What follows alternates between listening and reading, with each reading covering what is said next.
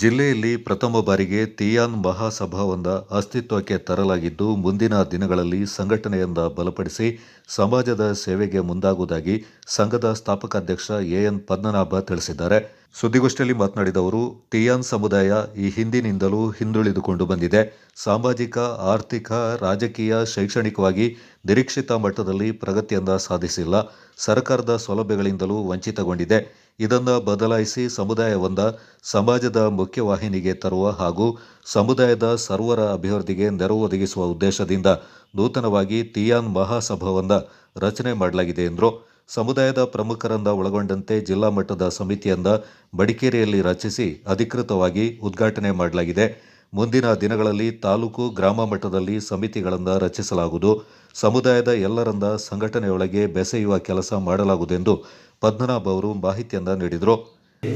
ಜಿಲ್ಲಾ ಮಟ್ಟದ ತೀಯನ್ ಸಭೆಯನ್ನು ನಾವು ಕರೆಯಲಾಗಿತ್ತು. ಅದರಿಂದ ಯಾರೆಲ್ಲ ಈ ತೀಯ ಸಮಾಜದಲ್ಲಿ ಮುಂದೆ ಬಂದು ಈ ಸಮಾಜವನ್ನು ಇನ್ನೂ ಒಳ್ಳೆ ರೀತಿಯಲ್ಲಿ ಸಮುದಾಯದವರಿಗೆ ಒಳ್ಳೆ ಅಭಿವೃದ್ಧಿ ಹಾಗೂ ವಿದ್ಯಾಭ್ಯಾಸ ಹಾಗೂ ಆರೋಗ್ಯ ಇಂಥ ವಿಷಯಗಳಲ್ಲಿ ಗಮನವಿಟ್ಟು ಮುಂದೆ ಕೆಲಸವನ್ನು ಮಾಡಲಿಕ್ಕೆ ಒಂದು ವೇದಿಕೆಯನ್ನು ಮಾಡಿದ್ವಿ ನಾವು. ಹಾಗೆ ಜಿಲ್ಲಾ ಮಟ್ಟದ ಒಂದು ಪದಾಧಿಕಾರಿಗಳನ್ನು ಕೂಡ ನೇಮಕ ಮಾಡಿದ್ವಿ. ಅದರಲ್ಲಿ ಮುಖ್ಯವಾಗಿ ಜಿಲ್ಲಾ ಅಧ್ಯಕ್ಷರನ್ನಾಗಿ ನನ್ನನ್ನೇ ಆಯ್ಕೆ ಮಾಡಿದ್ದಾರೆ. ಮತ್ತು ಜಿಲ್ಲಾ ಉಪಾಧ್ಯಕ್ಷರಾಗಿ ಅಶೋಕ್ ಕುಮಾರ್ SK ಅವರನ್ನು, ಜಿಲ್ಲಾ ಸಂಘಟನಾ ಕಾರ್ಯದರ್ಶಿಯಾಗಿ ಸುದರ್ಶನ್ NC ಅವರನ್ನು, ಜಿಲ್ಲಾ ಖಜಾಂಚಿ MK ಮೋಹನ್ ಅವರನ್ನು, ಜಿಲ್ಲಾ ಯೂತ್ ಅಧ್ಯಕ್ಷರಾಗಿ